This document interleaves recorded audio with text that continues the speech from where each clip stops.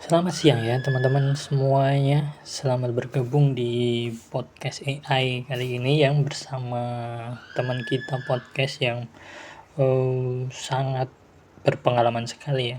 Ya kita membahas tentang aset ya. Kita sebenarnya tahu sih mana aset, mana beban, mana pengeluaran dan lain sebagainya. Tapi kita harus tahu nih, menyoroti beberapa aset yang menjadi beban gitu ya. Nah, kali ini saya tetap bersama AI, bersama Meta gitu kan.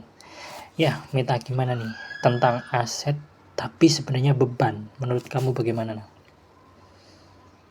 Beban itu simpelnya kebalikan dari aset. Kalau aset itu yang tiap bulan masukin duit ke kantong kamu, beban itu yang tiap bulan minta jajan dari kantong kamu. Contoh gampangnya gini, motor buat ngojol itu aset, karena dia ngasilin duit. Tapi motor yang sama, kalau cuma buat gaya, tiap bulan bayar cicilan, bensin, servis, pajak, itu berubah jadi beban. Jadi intinya bukan barangnya yang bikin beban, tapi cara kita pakainya. Kalau barang itu keluar duit terus tapi nggak pernah ngembaliin duit, nah itu dia beban yang nyamar jadi aset. Oh gitu, berarti kayak gini ya, misalkan saya atau orang lain lah ya, yang ingin mengumpulkan aset, membeli mobil banyak gitu kan, 2 atau 3, tapi sebenarnya yang dibutuhkan hanya satu, atau membeli rumah gitu.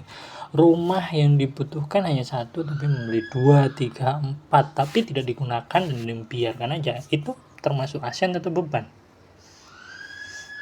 Itu masuknya beban, meskipun namanya beli mobil atau rumah.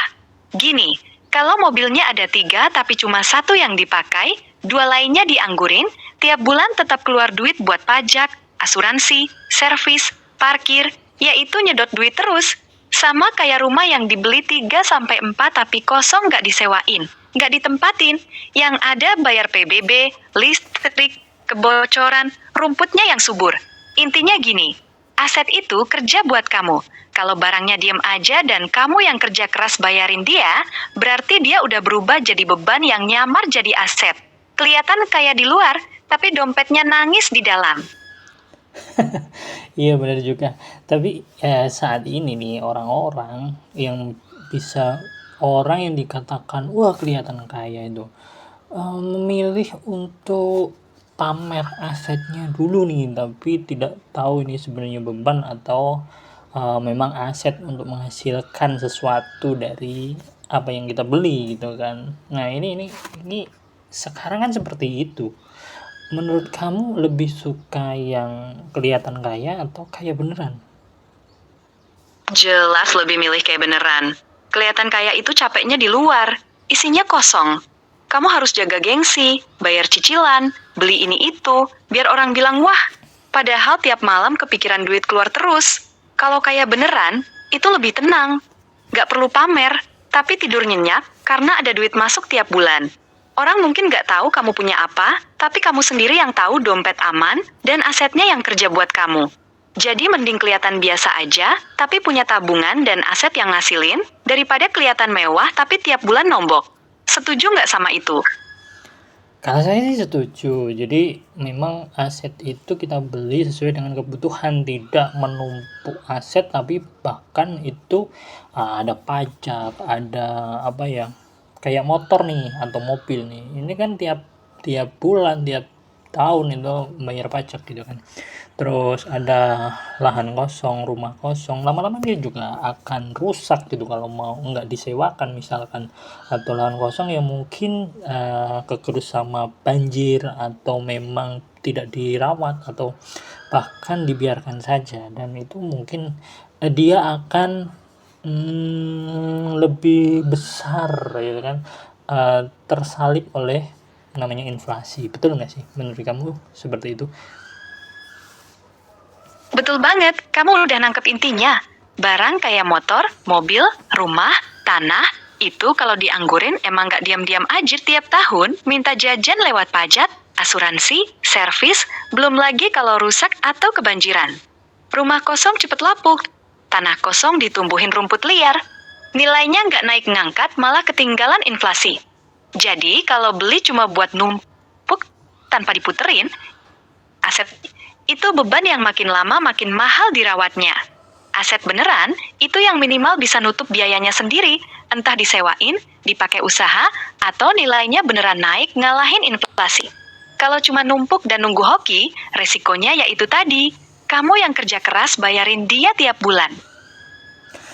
Oh ya, jadi teman-teman yang ada di luaran sana, jangan buru-buru menumpuk aset tapi tidak bisa muterin gitu ya. Contohnya ada lagi nih, gaya-gayaan nih pakai HP, HP-nya udah 2 gitu kan, beli lagi pakai angsuran lagi. Itu kan dia kan nilainya merosot banget tuh kalau setelah ada varian baru atau ada jenis baru HP, gadget dan lain sebagainya gitu kan. Nah, termasuk juga ada lagi menurut kamu saham gorengan misalkan atau kripto. Nah, ini langsung setelah dibeli turun 50%. Nah, ini termasuk nggak ya? Ini bahaya banget menurut saya. Kalau menurut kamu bagaimana? Iya, bahaya banget. Dan itu masuk kategori aset boncos. HP yang beli angsuran, padahal udah punya 2, itu jatuhnya beban. Keluar duit tiap bulan buat cicilan, belum setahun udah ketelan varian baru. Harganya anjlok. Dipakai buat kerja ngasilin duit sih oke, tapi kalau cuma buat gengsi, ya mending tahan dulu. Nah, yang saham gorengan sama kripto FOMO itu lebih parah. Beli pas lagi rame di story temen, harganya di puncak, besoknya turun 50%. Itu bukan investasi, itu judi nyamar jadi aset. Aset beneran itu yang kamu ngerti kenapa harganya bisa naik dan dia bisa ngasilin duit balik ke kamu. Kalau belinya cuma karena takut ketinggalan dan pas turun langsung panik, berarti dari awal udah jadi beban.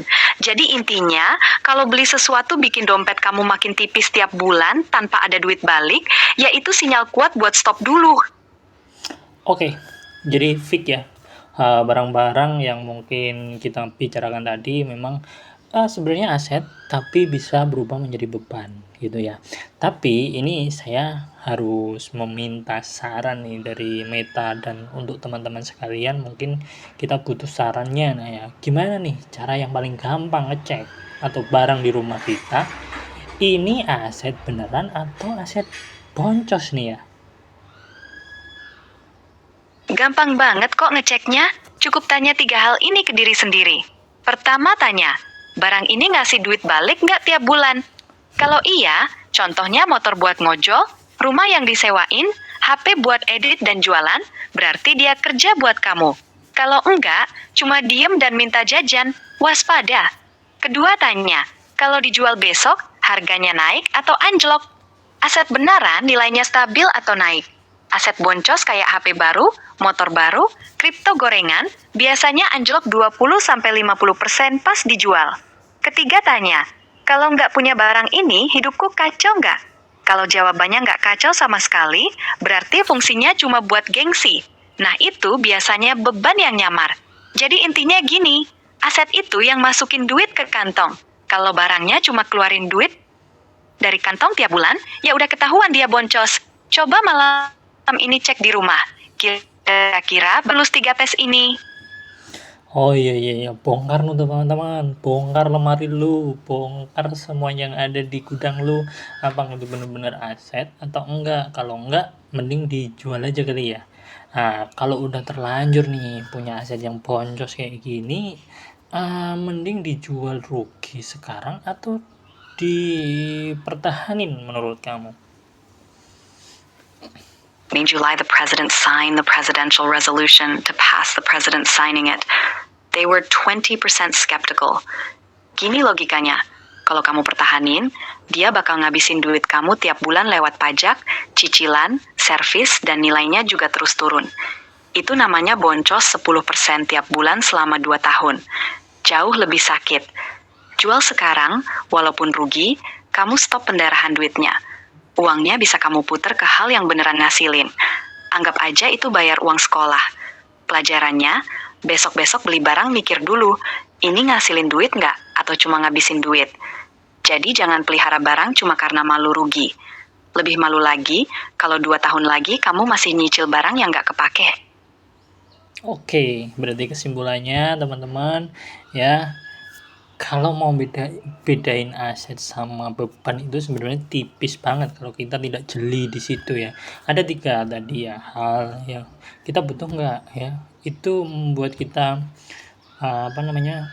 kerepotan pada saat kita nggak punya atau bagaimana gitu kan. Dan besok ini aset ini stabil nggak atau memberikan feedback atau memberikan yang namanya keuntungan nggak gitu. Nah itu namanya bisa aset bisa beban gitu. Jadi kamu harus pilih tuh di ruangan kalian atau di rumah kalian atau di lemari kalian yang kira-kira sama ya fungsinya dan lain sebagainya, mending jual aja salah satu, gunakan seefisien mungkin karena pajak, servis atau dan lain-lain sebagainya yang membuat beban itu lebih meningkat dan banyak gitu, seperti itu. Oke, terima kasih untuk Meta untuk pengetahuan hari ini supaya saya dan teman-teman semuanya bisa tahu gitu mana aset mana beban gitu, dan jangan cuman FOMO. Mungkin orang kaya baru gitu kan, ini bisa dibilang kayak gitu, nggak penting itu ya, yang penting kaya beneran gitu. Oke, terima kasih.